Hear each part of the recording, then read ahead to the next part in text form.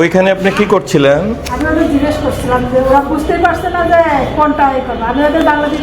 আচ্ছা, এবার প্রধান শিক্ষক সাহেব বলেন যে আপনার ক্লাস 6-এর বাচ্চারা রিডিং পড়তে পারে না কেন? এটা কি আপনার দায়িত্বের মধ্যে পড়ে কিনা? বাচ্চাদের টেক কেয়ার করা কি আপনার দায়িত্বের মধ্যে পড়ে? তাহলে ওরা রিডিং পড়তে পারে না কেন? কবিতা তো ছোট কবিতা, বড় লাইন না। ক্লাস 6-এর বাচ্চা রিডিং পড়তে পারে না, এটা নিয়ে আপনি কখনো খবর নিয়েছেন, খেয়াল করেছেন, বা এটা নিয়ে কোনো ব্যবস্থা নিয়েছেন? আপনি তো সরকারি হাই স্কুলের প্রধান শিক্ষক, আপনি এই বিষয়ে কি মানে অবগত ছিলেন বা জানেন? বাচ্চাদের ক্লাসে আমি বসে আসি। আপনি কি এটা জানেন যে ওরা রিডিং করতে পারে না? খুব বেশি জানেন যে রিডিং করতে পারে না, তাহলে রিডিং করতে না পারলে আপনি এইটা সমস্যা নিরসনের জন্য কোনো সমাধানের ব্যবস্থা নিয়েছেন?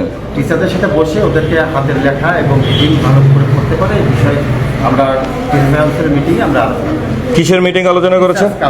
টিচার্স কাউন্সিলের মিটিংয়ে। কবে মিটিং হয়েছিল? এই আপনার গত মাসে করলাম, ঈদের আগে। ঈদের আগে মানে কোরবানি ঈদের আগে? কোরবানি ঈদের আগে করলে তাহলে এখনো বাচ্চারা পারে না কেন?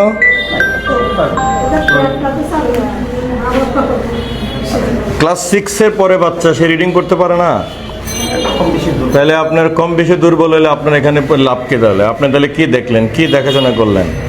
আপনি তো টিচারদের অভিভাবক, বাচ্চাদের অভিভাবক, তাহলে আপনি কি দেখলেন? আমি গার্জেনের সাথে কথা বলি। তাহলে কি দেখলেন যে ওরা রিডিং করতে পারে না?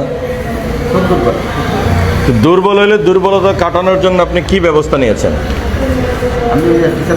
শুধু ওই পর্যন্তই, কোনো ফলো আপ করেছেন? তারপরে আর কোনো ফলো আপ করেন নাই? মানে কোনো ফলো আপ করেন নাই, মনিটরিং করেন নাই?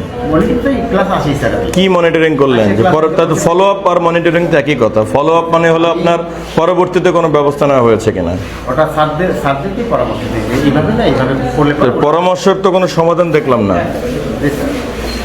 বা উন্নতি তো আমার কাছে মনে হলো না। সেটা কম বেশি আছে স্যার, এইভাবেই গতানুগতিকভাবেই যাচ্ছে, কেউ ইমপ্রুভ হচ্ছে, কেউ হচ্ছে।